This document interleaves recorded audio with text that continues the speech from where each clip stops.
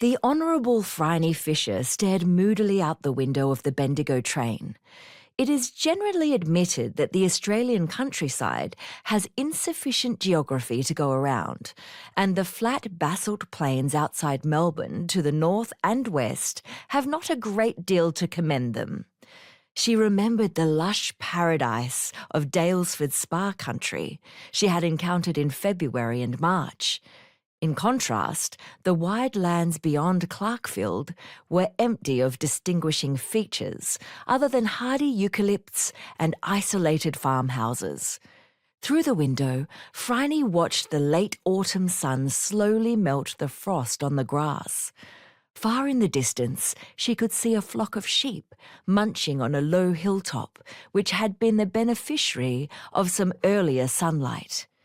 Sitting across from her was her companion, Dot, engrossed in a brown-covered booklet entitled Catholic Marriage. Phryne did not dare to guess at its contents.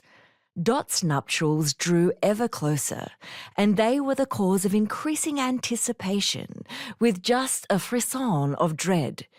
Dot had secured agreement from her intended, Detective Sergeant Hugh Collins, that she would carry on assisting Miss Fisher even after her marriage.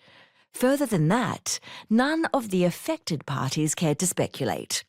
Let the future bring what it will, seemed to be the prevailing consensus.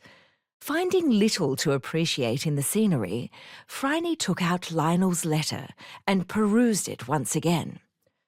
Dear Phryne, well, this is a lark. I'm to be Bishop of Bendigo, no less.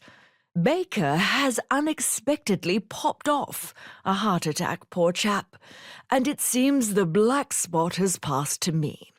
It's a jolly strange cathedral, I must say, really no bigger than a parish church. The odd thing is that St. Paul's, down on the flats, is much bigger and more impressive. It really ought to be the see, I would have thought. But Bishop's Court, the palace, no less, is a splendid house next door to my little charge.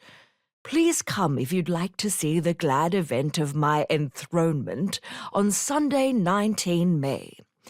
Do travel the day before, though. It's an awfully long drive, of course, but the trains are good. For heaven's sake, avoid the 6:40. It stops everywhere, and it's full of Gadarening schoolboys. The 8:30 express stops only at Clarkfield and Castlemaine and gets you here at 11:30.